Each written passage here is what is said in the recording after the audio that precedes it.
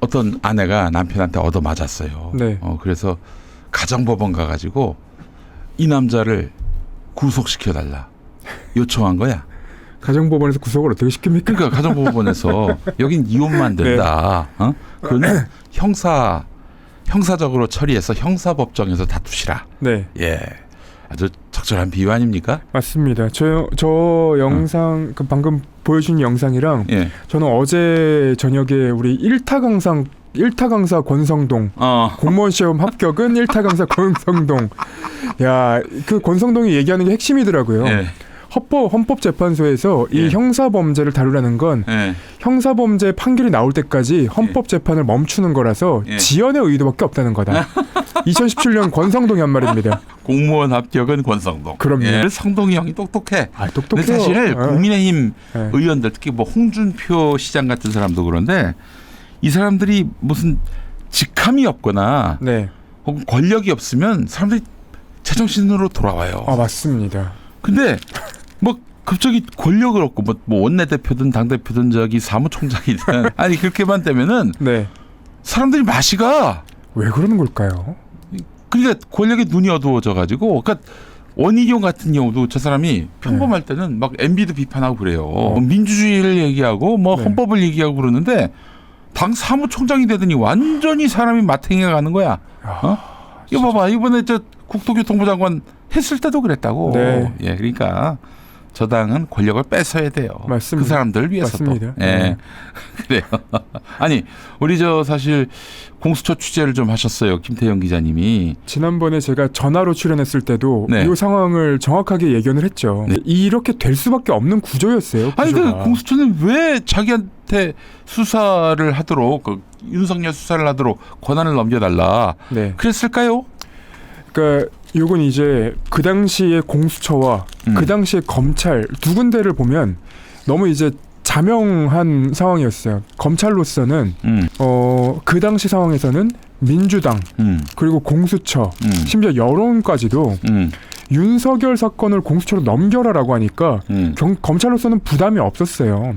그러니까 결국 사건은 수사가 어떻게 되든 검찰로 돌아오기 때문에 공수처가 죽쓸 건 거의 기정사실 정도였고 기정사실로 돼 있는 상태였고. 그러니까 국민들 보고 야 너희들 지금 공수처 보고 수사하라고 하는 거야? 한번 봐봐. 어떻게 수사하는지 어떤 결과를 내놓는지 한번 보라고. 본 다음에 야 수사기관 사이에서도 실력 차이가 있구나. 결국 믿을 거는 검찰밖에 없구나. 근데 이렇게 한번 좀 알아보시라고. 예. 알아보셔. 그리고 이제 넘겨버린 거야. 근데 이제 공수처가 어이없는 언론 플레이를 하죠. 예. 고발장밖에 안 넘어왔다. 아니 그럼 고발장 말고 수사된 거를 안 주면 수사를 못 한다는 얘기입니까? 아니 지금 우리 국민들이 다 TV로 봤는데. 네, 다 본 거잖아요. 네. 그러니까 여태까지 나왔던 증언들 그리고 여태까지 나왔던 여러 정황들 그런 것들만 살펴보더라도 윤석열 잡아들이는 건 어려운 문제가 아니었어요. 근데 제가 초반부터 이제 문제 제기를 했던 건 공수처가 수사 의지가 없다. 그거였잖아요. 그러니까 다시 질문을 하자면은 네. 의지가 없는데 왜 윤석열 기소는 참 안 되는구나. 죄송합니다. 정정하겠습니다. 예. 공수처는 기소는 못하지요. 기소는 못하죠. 대통령에 대해서. 결국 예. 검찰로 넘겨야 되는 상황인데 저는 공수처가 이 사건을 갖고 간 이유는 이건 이제 개인적인 평가입니다. 네. 공수처 내부에 있는 이제 공수처 검사 이후에 다음 자리를 꿈꾸는 몇몇이 원했던 것 같아요. 그러니까 지금 오동훈 말고. 그러니까 이 사건을 지금 쥐고 있는 몇몇이 있거든요. 네. 그분들은 알았던 거죠. 특검이 출범하면 검사를 자연적으로 파견받거든요. 특검에. 그렇지. 그럼 그 사람들이 가는 거예요. 예, 그 사람들이 가면 이 사람들은 윤석열 대통령이라는 그 사람을 잡았다는 대어 큰 물고기. 대어를 잡았기 때문에 다음에 자기네들은 잘 될 거다라는 생각을 갖고 있었던 것 같아요. 그래서 출세 욕심. 네, 출세 욕심이죠. 제가 어제 박범계 의원의 그 라디오 그리고 그 이전에 이제 여러 민주당의 그러니까 문재인 정권에 계셨던 분들이 말씀하시는 걸 들어보면 이 사람이 수사를 굉장히 잘하는 사람으로 기억을 해요.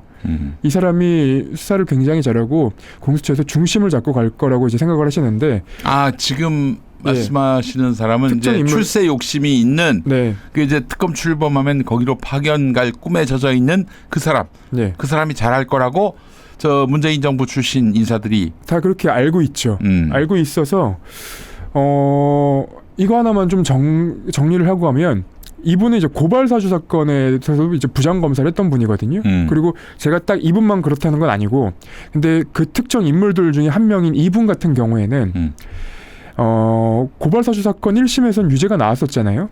그리고 2심에서 무죄가 나왔어요. 이 차이가 뭔지 아십니까? 몰라요. 1심 유죄 나올 때는 네. 그 1기 공수처 검사들이 있었어요.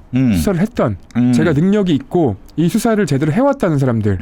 이 항소심 때는 없었어요. 제가 그때 그 꿈에 젖어 있는 사람, 출세 욕심이 있는 그 사람은 남아 있는데 남아 있습니다. 그 1심에서 승소를 이끌었던 그 검사들은 지금 없고 없습니다. 그러니까 이게 갑갑한 게 뭐였냐면 그 재판부가 뭐를 물어보면 거기에 이제 그 손준성 측에서 주장하는 내용을 분명히 탄핵시킬 만큼의 공수처 주장 근거들도 있는데 그렇지. 그거를 반박을 못해요. 아하. 반박을 못하는 이유가 뭐냐? 예. 수사할 때부터 그랬거든요. 수사할 때도 본인이 이 증거들과 밑에서 올라오는 보고들을 해석할 능력이 없어가지고 자기가 위에다 보고해야 되니까 보고하기 위한 회의를 다시 열자. 보고용 회의를 열었을 정도였던 거예요. 아이고. 근데 이분이 이제 뭐 다른 주장이 나올 수도 있습니다. 다른 주장은 뭐 본인이 다른 분들이랑 같이 하시면 되는 거고, 이분이 이제 갑자기 그 수사를 하다가 공처가 이제 고발사주 사건은 거의 김이 식었고 거의 망해가는 상황이었고, 그러면 이 사람 같은 경우에는 이제 공수처 검사로서 그 기한을 연장을 받아야 되는데, 임기를 보장을 받아야 되는데 보장을 받을 방법이 없는 거예요. 그래서 한 행동이 뭔지 아십니까? 뭡니까? 최상병 사건을 맡습니다. 그래서 1년 3개월 동안 지금 멈춰 있는 거예요. 아, 그 멈춰 있는 게 그 뭐 수사할 게 많아서 멈춰 있는 게 아니라 수사할 의지가 없어 멈춰 있는 겁니다. 아니 그런 인간이 왜 출세 욕심이 있지?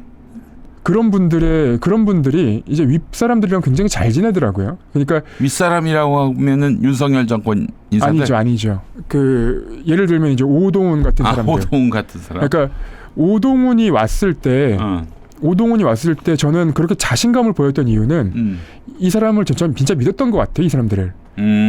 수사를 정말 잘하는 사람들이다. 네. 오동훈이가. 네. 근데 오동훈이 자신감 있게 갖고 와서 실상을 해보니까 안 거죠. 안 되는구나. 네.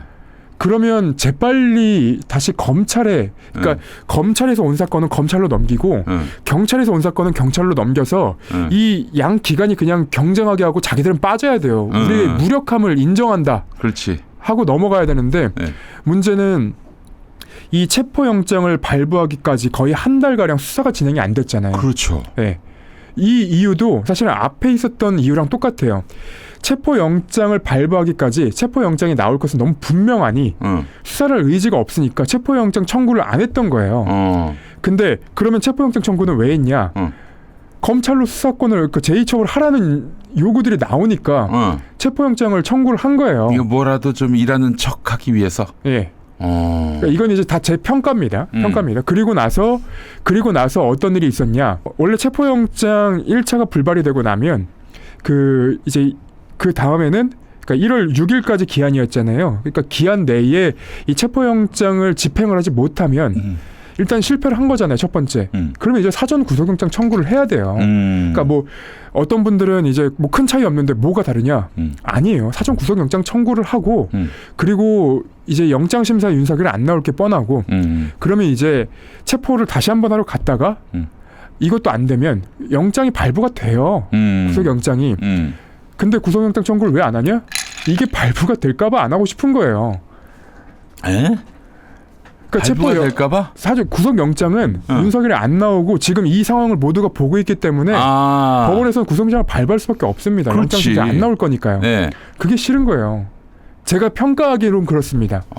내부에서는 어떤 주장이 나올지 모르겠지만 저는 그렇게 생각하고 있습니다. 여보, 저기 김태형 기자의 생각이 그렇다는 말은 사실이고 진실인데 그자들이 이 얘기를 듣고 인정할 수 없으니까 반발할 것이다 이런 얘기지 뭐. 맞습니다. 여러분 뭐 알아서 이해를 하시면 되겠습니다. 그게 김태형 기자가 3자적 입장에서 객관적이고 공정하게 보고 판단하는 거니까 누구 말이 맞는지는 여러분들이 알아서 판단하시고. 그렇죠. 그래서 이제 다시 공수처와 그 1월 3일 영장을 집행했던 상황으로 돌아가 보면 1차 저지선 아마 이제 PD님도 그 페이스북에 올리신 걸 저도 봤는데 1차 저지선을 뚫었죠.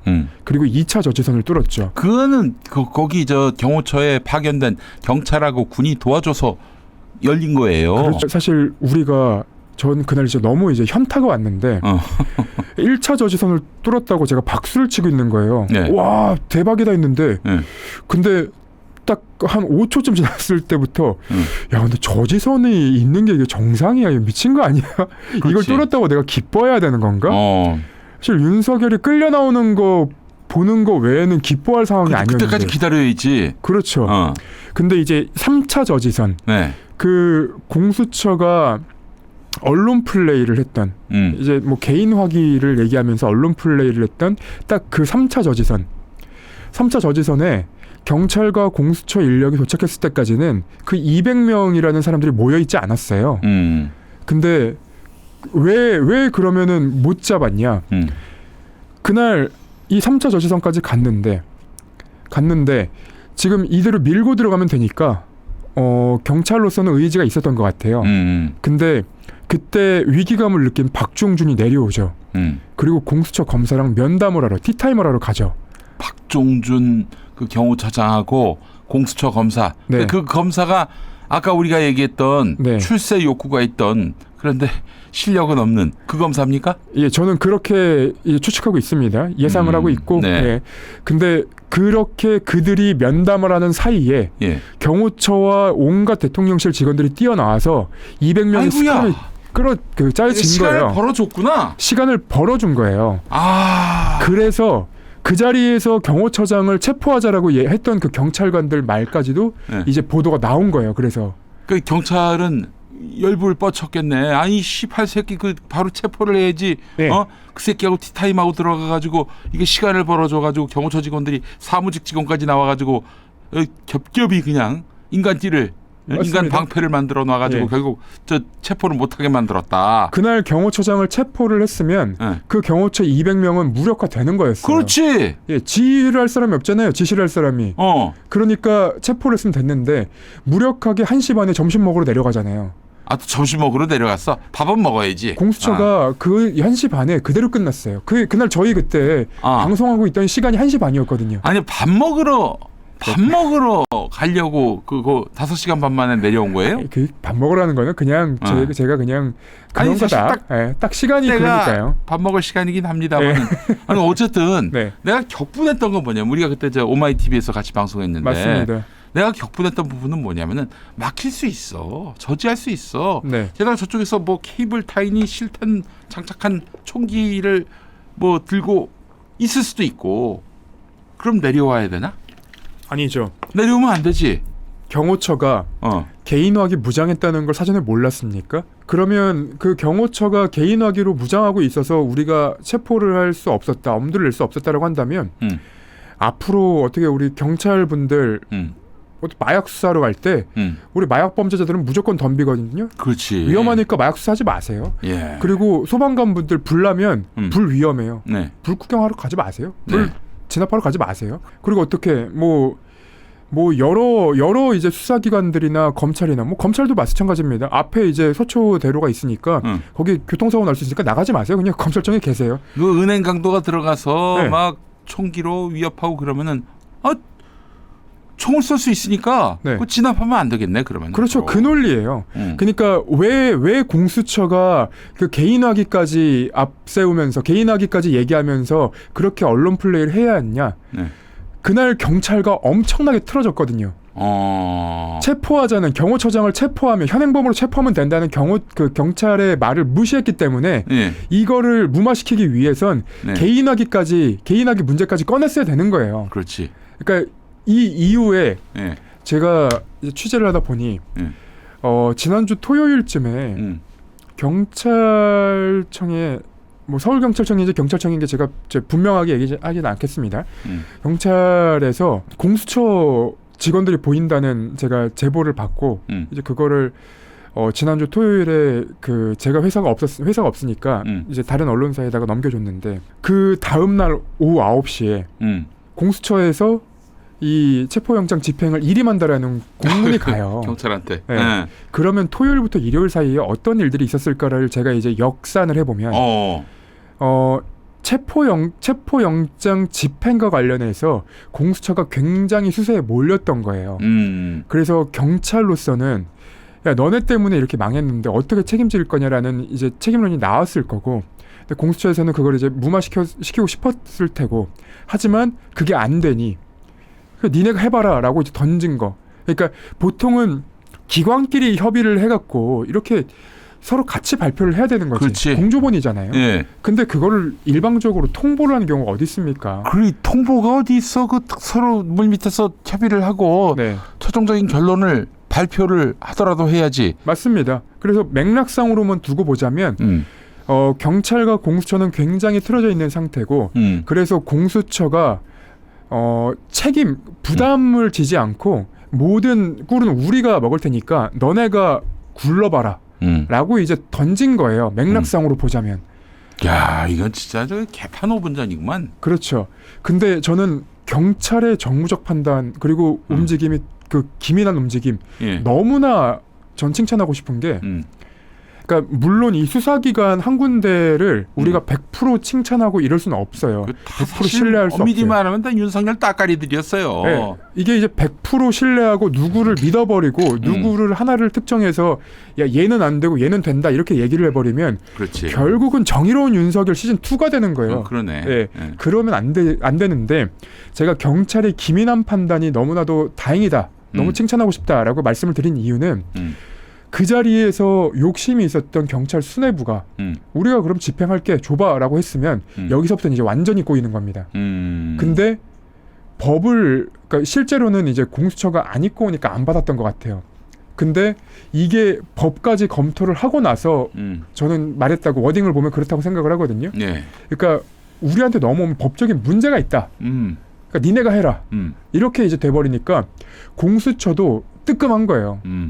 그래서 뜨고 하면서 지금 결국은 경찰한테 깨갱하게 되는 거죠. 아, 정말 등신들입니다. 정말 상등신들이에요. 저는 이건 하나는 꼭 짚고 넘어가고 싶었는데 공수처가 이 체포영장 집행하는 걸 보수언론을 통해서 그러니까 소스가 저는 공수처밖에 없다고 보거든요. 체포영장 집행 날짜와 시기가 공표가 된 순간 이 사건은 체포영장 집행은 끝난 거예요. 그러니까 애초부터 하기 싫다는 의지를 그렇게 보여주는 겁니다. 네. 우리는 하러 갈 건데 네. 어차피 안 될 거니까 너네가 보도 좀 해줘봐. 사실 이런 거예요. 이번에 체포영장 집행 기한 시간 안 나오거든요. 체포영장 이번 사건 말고 윤석열 체포영장 말고 이 체포영장 집행한다는 기사를 본 적이 있으십니까?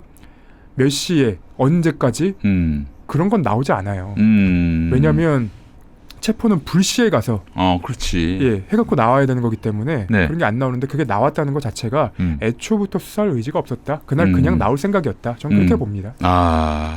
알겠습니다. 뭐 아주 기본도 안 돼 있는 공수처의 그 수준을 볼 수가 있는데 이게 비단 뭐 오동훈 한 사람한테 다 책임을 물을 일은 아닌 것 같아요. 네. 기본적으로 세팅 자체가 맞습니다. 네. 부실하게 됐고 네. 워낙 그 권한이 또 불분명하고 공수처라는 조직을 유지하기 위한 존치시키기 위한 어떤 뒷받침할 만한 법제도도 잘 정비가 안 됐었고 맞습니다. 이번에 여실히 다 드러났는데 참 많이 아쉽네요. 어차피 이렇게 될 것 같으면 그냥 검찰이 지금 다 구속 기소시켰잖아요. 네. 이제는 이제 조지호하고 김봉식. 네. 그 사람까지 이제 기소하면 다 끝나는 건데 네. 그냥 이대로 그냥 무한질주하게 윤석열 구속까지 시키게 했었어야 하지 않았나. 그렇죠. 그러니까 저는 이제 그래도 이거 하나는 좀 말씀을 드리고 싶은데 공수처가 없어지면 안 됩니다.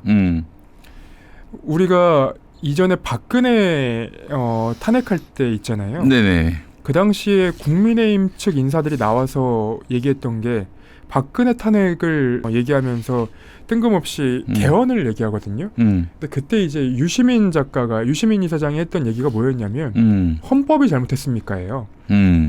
이번에도 공수처법이나 공수처가 잘못한 게 아니라 공수처에 있는 무능한 사람들이 잘못을 한 겁니다.